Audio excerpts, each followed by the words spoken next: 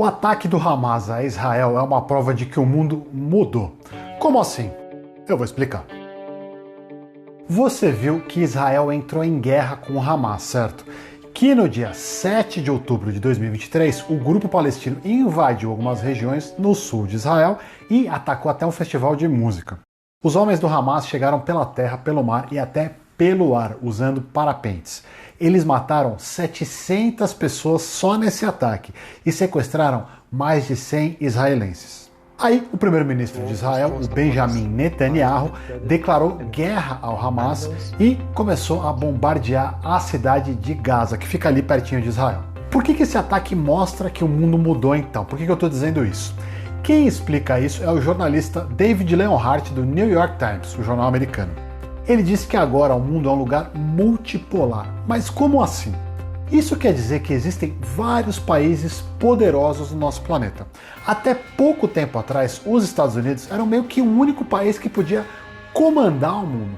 E antes disso, o mundo era um lugar bipolar, ou seja, a gente tinha dois países poderosos, os Estados Unidos e a União Soviética. Lembra da tal da Guerra Fria? Pois é.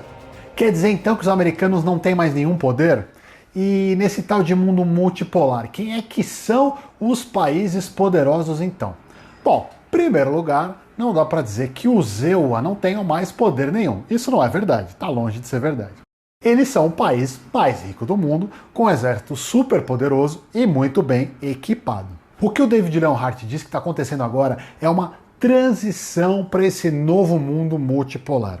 Os Estados Unidos não são mais o país dominante no mundo e, ao mesmo tempo, nenhum outro país tomou o lugar dos americanos nessa posição de dominância. E o que isso tudo tem a ver com o ataque do Hamas a Israel, você vai me perguntar. Bom, a questão é a seguinte: como os americanos não têm mais o mesmo poder de antes, tem muita gente colocando as manguinhas de fora. Quer um exemplo? A guerra que a Rússia começou quando ela invadiu a Ucrânia. A gente já falou sobre isso aqui no Me Explica. O Putin sabe que agora os Estados Unidos não vão se meter numa guerra ali na Europa, então ele invadiu a Ucrânia porque ele sente que ele pode fazer isso sem sofrer maiores consequências, que é o que está acontecendo. Isso vale para outros lugares do mundo também. Vou dar um outro exemplo, a China. Nos últimos anos, a China tem insinuado que pode tentar invadir Taiwan para retomar esse território e obrigar os taiwaneses a fazer o que os chineses querem. Os taiwaneses têm sido protegidos pelos Estados Unidos nas últimas décadas, aliás. Mas os americanos não têm nem grana nem vontade de se envolver numa guerra com a China. Então, a China também está ficando toda saidinha, assanhadinha e ameaçando começar uma guerra com Taiwan. Porque eles sabem que dificilmente os Estados Unidos iriam se envolver diretamente num conflito desses. Indiretamente pode até ser. No caso do Hamas, esse foi o ataque mais ousado e mais violento que o grupo já fez em Israel. Ele nunca tinha invadido o território israelense desse jeito, matando pessoas comuns, que não são militares, e até sequestrando os cidadãos e os militares de Israel. De acordo com o raciocínio do Leonhardt, o jornalista, essa ousadia toda do Hamas tem a ver com esse vácuo de poder que o mundo está vendo agora. Num cenário como esse em que a gente está vivendo agora, todo mundo fica mais corajoso para fazer coisas que não fazia antes. Como, por exemplo, esse ataque terrorista mega violento do Hamas. E Israel é um país que recebe muita ajuda militar dos Estados Unidos. Tá, mas por que os Estados Unidos perderam o poder todo que eles tinham? O que aconteceu? Não é muito simples de explicar, mas existem alguns fatores importantes. O primeiro dele é que os Estados Unidos meio que facilitou as coisas para a China. Como assim? Bom, já faz décadas que a China tem um regime misto no país. Quem comanda tudo lá é o Partido Comunista. Mas a China é bem capitalista também e tem participado bastante do comércio global, tem grandes empresas, produz tecnologia, etc. Os Estados Unidos achavam que deixando a China ser esse mistão aí de capitalismo com comunismo, o país seria mais mansinho e seria influenciado pelos americanos. Não foi bem isso que aconteceu. Os chineses hoje competem com os americanos no mercado mundial e dominam vários setores importantes, como o da tecnologia e o dos equipamentos médicos. Isso dá muito dinheiro para os chineses e também muito poder, inclusive militar. Outro problema que os americanos enfrentaram foram as guerras do Iraque e do Afeganistão.